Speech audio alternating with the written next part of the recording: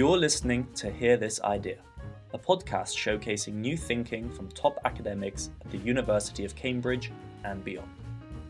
In this episode, we talk to Professor Diane Coyle. Professor Coyle co-directs the Bennett Institute for Public Policy in Cambridge and is the author of numerous books, as well as the popular blog Enlightened Economics. In this episode, we discuss what lies behind digital monopolies like Facebook, Apple, and Amazon. We begin by discussing how these tech giants are different from previous monopolies and how economics attempts to explain this. This helps inform us of the challenges that regulators face and why simply breaking them up is not as easy as it sounds. We also critically look at some of the arguments made in defense of digital monopolies and what we still do not know about the debate. We also go on some interesting tangents, such as the idea of companies creating consumer wants through advertisement and manipulation. This episode is quite a bit shorter than usual, but we nonetheless cover a lot of ground. If you do want to find out more, I highly recommend you take a look at the show notes, which go into more detail about everything we discuss. So without any further ado, here's the episode. I used to be a journalist, and because I didn't really know what I was doing, they sent me to cover small companies floating on the stock market. And I turned up in a suite in a hotel in London to report on the flotation of a company called Unipalm, which was the UK's first internet service provider to list on the stock exchange. And they set up a webcam on the Golden Gate Bridge. This must have been 1994 or something. And I looked at it, and there was live traffic crossing the Golden Gate Bridge from a hotel room in London. And I thought, this is amazing. I want to find out more about this. And so ever on from then started thinking about technology. So I wrote my first book in 1997. It's called The Weightless World, and I think actually it was quite prescient about how digital is changing the world. So I think one question that I definitely have when I think or I see articles about the digital economy and Facebook and Twitter and the like is how new is this really to people? Because we've had, new technology in the past, and we've had monopolies like Standard Oil in the past as well. What is it that you would say is really new about the challenges we're facing today? So as you say, there are waves of new technologies, and some of the panics people have about the technologies are the same as well. So if you think about electrification, the concerns about disruption or about the harms it might do to people were very similar. There are, though, distinctive characteristics about digital technology. One is that the value that's being created is intangible stuff, and the economy as a whole has gone away from manufacturing. It's much more intangible than it used to be, but these are all that kind of service, and sometimes literally the dematerialization of physical things like books and records and so on. But also because there are network effects and increasing returns to scale, the companies get very big very quickly, and the dynamics of how these markets behave are really quite different in character from many conventional economic markets. So one way that I've definitely noticed they're very different in character is when it comes to prices. So normally in traditional economics, when we think about monopolies, we think that we might be worried about them because they'll use their market power to charge consumers more for what the good is actually worth.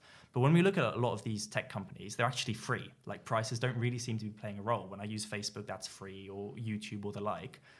Could you explain about why that is and whether that means we should still be worried about these digital monopolies? Many of the platforms are what economists would call two-sided markets or multi-sided markets. And that means that you're trying to bring together, for example, people who want to buy accommodation, rent accommodation, and people who want to supply it. So you've got users and suppliers. You've got to get them in the right balance to each other. And if one side of that market can switch much more easily than the other, that'll be hard to manage unless you subsidize them. And often the subsidized price is zero, so consumers very often don't pay anything. And it's all the suppliers on the other side of the market who pay the fee. And that's, in a sense, that's how the competition operates. But it's very different from the kinds of classic economic market where you expect the price to reflect the marginal cost of the business of providing the service.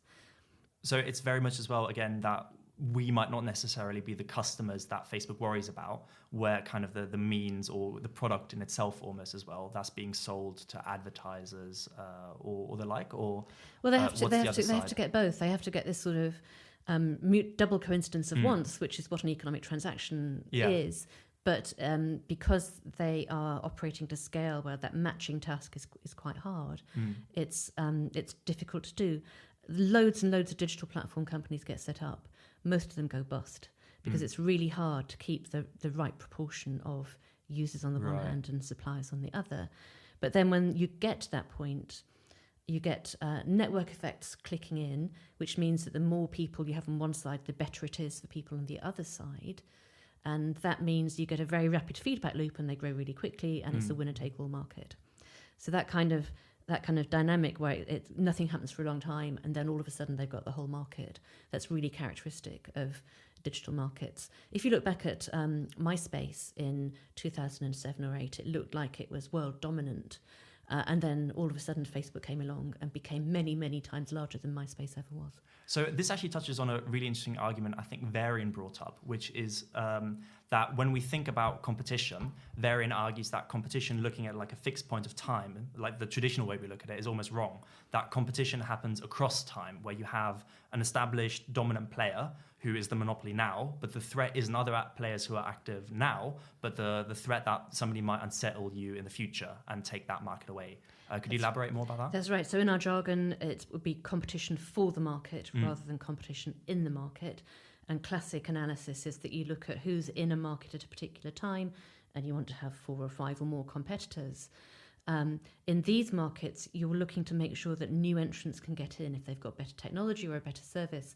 Can they dethrone the previous incumbent the way that Facebook dethroned MySpace? So I saw Hal Varian at a conference in Silicon Valley last week, and he does say that the thing that makes him lose sleep at night is that somebody will come along with a better search engine and wipe out Google the way they almost wiped out Yahoo as a search engine that everybody used because they had a better product. This is really hotly debated, though, at the moment. Is it really possible now to dethrone Google in the way that predecessor search engines got overturned by their better technology? And many, many people, probably including me, much as I like Hal Varian, would say, actually, no, they have got such a dominant position now that it needs regulatory intervention to open the market to others to compete for it. And I guess it might also be worth pointing out that Hal Varian possibly has a conflict of interest as well, because he's the chief economist of Google. And was one of their early employees, so I think he has benefited mightily from their success. Okay, so we've kind of talked about why monopolies, especially in the digital world, are a problem because of these network effects and that creation of a winner-takes-all market. Can you talk more about, when it comes to the regulatory side, what kind of obstacles we face nowadays and why that might be different to how we faced it in the past? One of the issues is that the kinds of analysis that competition authorities do hasn't really caught up with these kinds of markets. In the past 12 months, there have been a ton of reports facing up to this and starting to think about what kind of competition assessment you ought to have. And it's much more complicated. You've got to think about what will happen over the next, 5 years or so. Can somebody else come into this market? What are the barriers to entry, given these winner-take-all dynamics? And you have to sort of trade off the very large benefits that consumers get from these services now. People love them. They're great services. Against the potential loss in future of future innovations, or the potential that the companies might start to abuse their market power in some way, perhaps not against customers, but against their suppliers or people working for them. So all of that set of concerns is part of the assessment that you've got to think through. And if you do think there's a problem, and loads of people do, how you do something about it is really quite hard to assess. What kinds of remedies? Some people say break them up. Elizabeth Warren in the US, one of the candidates for the Democratic presidential candidacy, is saying break them up. But then you start to reduce some of the benefits that consumers are getting. Because remember, my benefit depends on the number of other users. So the scale is actually part of the benefit that consumers get. And also, if you're going to somebody and say, you've got Facebook for free, you can stay in touch with all your family, you've got search, which you can't lead your life without, you've got Uber, so you've got access to taxis and lower prices. But it's bad for you. Competition isn't working. We'll take all that away. So that's not something that any sensible regulator or politician is going to do. So you really need to think very carefully about regulation and the unintended consequences. So, great example. I was trapped for the day in San Francisco on Monday. I have a rough life. And the local newspaper, the San Francisco Chronicle, had an article about a new regulation in California called AB5, which they had passed to make Uber specifically treat its drivers as employees. And so Uber has been forced to change its algorithms to give the drivers more control over what they do. It may possibly degrade the service a little bit, but it tries to comply with the law that says if you have no control over your work, then you're an employee. Meanwhile, all kinds of people who work freelance, musicians, theatre designers, horse trainers, have discovered that their business has dried up because their customers don't want to take the risk that they're going to have to treat these freelancers as employees. So the unintended consequences of regulating, could be quite significant. You need to think about it pretty carefully. Cool. And I think one thing that might be worth touching on as well is Borks' antitrust paradox. So kind of what you were alluding to before about that big isn't necessarily bad in of itself, but it's really about establishing if consumers are being hurt. And that is really hard to do at the moment because, as you said, the benefits and the size are kind of hand in hand as well. Yeah. Robert Bork famously, the inspiration for what's called the Chicago School of Antitrust, and he focused on prices and said it doesn't matter if the company's big as long as the price is low. So we won't worry about market structure, we will worry about the consequences for consumers. Most antitrust people, competition people would say, we don't just look at price, we look at quality and the range and variety as well. So it's not all about price. There is an increasing movement, though, to actually think about market structure as a problem in itself. And that's because once companies get to be so large and powerful, they start to be able to interfere with the political system and write the rules of the market in ways that continue to benefit them. And so, therefore, cement in the possibility, the probability that they will continue to dominate the market for always. And you see that the big digital companies are now among the biggest spending lobbyists in Washington, so it's perfectly valid fear. But it doesn't get you around this problem that for consumers, scale is actually part of the benefit. So what the authorities are now thinking about much more carefully is, should they be allowed to acquire small companies in the way that they have been? So Facebook, for example, took over Instagram and WhatsApp, and it looks with hindsight like they were snapping up any potential social media competitor while it was still small. They paid $1 billion for Instagram, which had, I don't know, a small number of employees and users at the time, because they spotted that potential threat. And the competition authorities said, Facebook, social media, Instagram, it's few pictures and it's small, it's a completely different market. That looks like a mistake with hindsight. So just yesterday, the US Federal Trade Commission, which is one of its two main antitrust authorities, announced it was going to do a study of all of the takeovers by the big tech companies that have happened already to see if it needs to change its policy going forward. So you can't undo the past. I don't think any of the regulators are currently talking about undoing those, unlike Elizabeth Warren. But in future, I think it would be much harder for them to take over other companies. So one interesting thing is as well that it's not just that companies are kind of snatching up competitors, but they might also use their established market power in one market to actually enter other markets. Could you talk more about envelopment and that kind of side? Yeah, as you say, we've made up this lovely new jargon word, envelopment, for it. And in a way, it's similar to what big companies have often done, which is tying together services so that you lock in your consumers more easily, more thoroughly. So, you might buy your broadband and your TV and your phone service all from one company, and you're much less likely to switch mobile providers if you've got a bundle that has all these other things with it. So in a way, envelopment is a bit like that, but it's also using a big customer base to move into other markets. So Uber started with taxis, and then it had all the customers, so it moved into food delivery. And because it had all the drivers, it could move into logistics more generally. So it's moving out from markets where you're already really large into others where you can kind of instantly become large because you've got one side of the market already sorted. So one other thing that I've heard some people being more concerned about, but I would love for you to clarify up, is the worry about price discrimination. So typically, monopolies can kind of use information they have about the consumers to charge us as much as we're willing to pay. And there is a bit of a concern as well that with all the data that they have on us, that they might be able to do so even better than ever before. How valid do you think that concern is? And do you think that's relevant at all? It's really hard to know how valid it is because we don't have the data to assess it. The companies keep all this data themselves. So let me ask you a question. Do you buy books on Amazon? Yeah, I do. And do you find that they are more or less expensive than alternative providers? Definitely a lot cheaper in my case, yeah. Yeah. If you look at Amazon's revenues and profits, its revenues have rocketed and its profits have been really low. So it's been maximising sales, I think, rather than profits. And it's been doing that by keeping prices low. So I buy tons of economics books, and I think not only are they cheaper than other economics books, I think it almost dynamically cuts the price, because if I dither on something and it looks like I might not buy it after all, the algorithm will cut the price to try and tip me over the edge into buying it. But that's just books. It isn't really clear in general. There haven't been many studies of online versus offline pricing. They look like they're quite similar, rather than being higher online. But you might argue that we've just not got to the stage where any online retailer is dominant enough to start exploiting monopoly power. Yeah. Because even Amazon, there are still other options.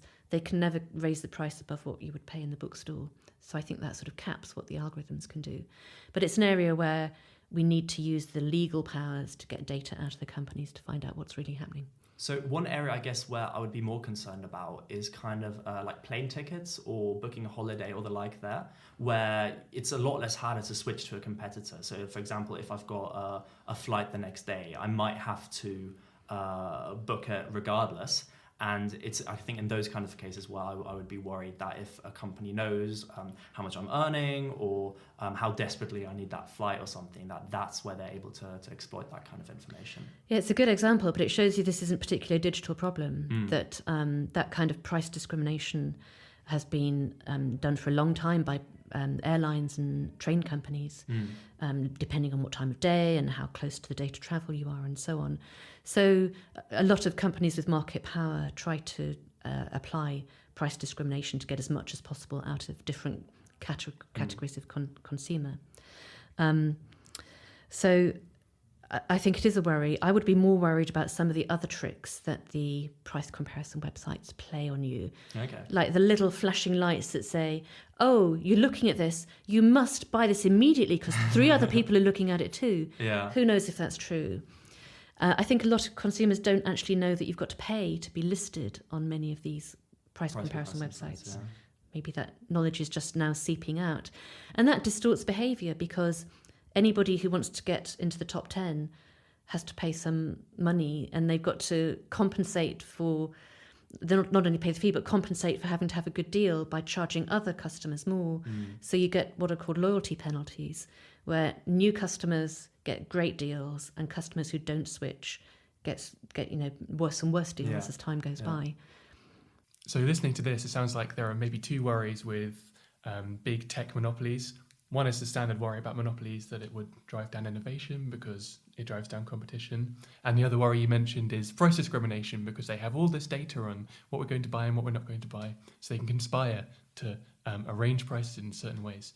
But there's another kind of foggier worry, which you've just touched on there, that they can manipulate us in other ways, not just with changing prices, but because they have all this information, these means of changing little variables. There's this kind of worry that we're influenced in shadier ways. Can you speak to that? It's a great question, and data is one of the distinctive things about these companies, because they do obviously just accumulate tons of it. They do seem to use it to embed their market power, because you learn so much about people, you can tailor the service better to them, so you get more customers, so then you learn more about what makes a good service, so you get a feedback loop that way. And if you're an advertising model as well, you can target the ads better, so you get more money, so you can make a better service. And again, you get that feedback loop. So one of the remedies that competition authorities are looking at is requirements for people being able to download and transfer data in particular formats, or requiring the companies to actually share data with new entrants. But this manipulation, again, it's not particularly digital. Ever since Mad Men days, we've had companies trying to manipulate our behaviour. They can just do it better and faster. And so A/B testing is absolutely standard in any digital company. You always are trying things, trying different prices with different groups of consumers. So I think it clearly is easier to manipulate people. I don't know how to think about whether that's good or bad. Yeah, I was just going to say, it kind of seems to me as a bit existential, because when economists kind of deal with kind of welfare analysis, we're always talking about consumer welfare. But if a company makes you have a want that you wouldn't otherwise have, and then meets that want with their product, is that increasing consumer welfare, or is that how do we even think about that? Well, I think it's a really fundamental question about how we think about welfare in economics, and it's about the overlap between economics and philosophy, because all of our welfare analysis is based on this assumption of fixed preferences. Fixed preferences for all goods, for all times in future, for all possible markets. Yeah. It's clearly not like that anyway, but it's more than ever not like that in this very dynamic digital economy. But yet if we don't have that, we don't know how to think about the welfare. We don't know what's good or not. And dealing with socially influenced preferences is one of the big things that I think economics is going to have to face up to. So it sounds really useful that Amazon can use all this data they collect about us to figure out what books we might like to buy next, and Netflix can figure out what films we might enjoy based on what we've already enjoyed. But not only will they predict what you might enjoy, but they can also influence or manipulate what you might already enjoy so that you're more predictable. And I guess that gets to the idea here that there's a difference between predicting based on your fixed preferences and just creating new preferences, because it's more straightforward. I think this takes you to, this is probably your territory and not mine, but to your sense about values and what creates human well-being and flourishing in the end. And you can ask that about the pre-digital economy. Is it really an essential part of human flourishing that we can choose any flavour of breakfast cereal that we want to, or would actually it be fine if we just had porridge all the time? You could think of a recommendation engine that, rather than saying, you have read these 26 economics books, here's a number 27 economics book that you might read, it could say, why don't you just go and have a nice walk in the countryside instead? So you could have a completely different philosophy for your recommendation engine. So the last kind of topic that I want to talk about before we kind of wrap things up, because I'm aware we're running out of time, is two defences I've heard about digital monopolies, and I just kind of want to run these by you to see what you kind of think. So one thing we've already talked about is that digital monopolies aren't as dangerous as we might think, because they're actually enhancing social welfare, and part of them being monopolies actually allows them to create better products. Another thing I've heard, and that we've actually kind of hinted at before, is that a lot of these monopolies, for a long periods of time, are actually really unprofitable, because, as you said, they're competing not in the market but for the market, and in order to win that, they're actually losing a lot of money. If you look at Netflix or you look at Uber, they've actually been losing money pretty consistently year on year. So they kind of deserve this monopoly status in order to actually make some money so that they can pay off those initial investments, and that kind of justifies it. What are your thoughts about that? That's clearly the case. If you suffer a period of losses, then you want to have a period of profits to cover the losses and give you a reasonable economic return over that kind of time period. But I think it's an open question, because why are the big venture capital firms putting ludicrous amounts of money into Uber? It can surely only be because they expect to have some monopoly rent returned to it in the end. So I don't think it's possible to state definitively that that's fine. There are bound to be some losses. So we don't worry about the profits for 20 years. And the other defense that I've kind of heard is that it's actually really hard to kind of categorize these companies, and therefore to be able to know whether they're a monopoly or not. So one interesting thing, I think, which was pointed out by Peter Thiel, in his book was that it's really interesting when you see how Google sells itself to its shareholders and to regulators. So when it's talking to its shareholders in its annual reports, it always talks about being the number one search engine and having this many users and being so dominant and trying to kind of drum up support and boost its share value. But whenever it talks about whenever it talks with regulators, it then says, we're just one of many players in the advertisement market. And there's like a big difference about, okay, is Google the most dominant search engine in the world, or is it one small or sizable but by no means dominant player in the much larger advertisement market? Even in the advertising market, Google has a significant market share, and there are competition inquiries going on just about digital advertising. So I don't think that completely gets them off the hook. Yeah. Whatever way you look at it, Google is big. Fair enough. And I think the platform companies know that regulation is coming their way, and their concern now is to, try and avert the worst possible consequences of that. I think regulators have got to be really alert to the fact that these very powerful, well-resourced companies will try and shape it their own way. But at the same time, it's really easy to get regulation wrong. Yeah. And this is a very complicated territory. Cool. So change is happening, and we might not like it all. So the very last question I'll ask, and feel free to answer this very quickly, is just 3 books that you would recommend to listeners if they want to find out more about this topic or other topics that you're passionate about in general. I have to recommend my own book, Market, State and People, which isn't just about digital, but it's about how you apply economic analysis to all kinds of policy questions. Thomas Philippon, The Great Reversal, is an excellent book by an economist at New York University about decreasing competition in the economy generally. It's focused on America, but the analysis is much more common. There's a very provocative book by another American called Matt Stoller, who is very, very anti-big tech. But it's a historical perspective, which I think is really interesting, and it takes you all the way from the early trust-busting days up to the digital giants and what we ought to do about them. Cool. Diane, Coyle, thank you so much. Thank you very much. If you want to learn more about Professor Coyle's research and the tech economy generally, you can read the write-up that accompanies every episode at hearthisidea.com/episodes/Diane. There you will find a summary of our conversation, as well as links to Professor Coyle's book recommendations, all the articles referenced, and other further readings. If you have a minute, we would also greatly appreciate it if you could leave us a review on Apple Podcasts or whatever platform you are hearing us from.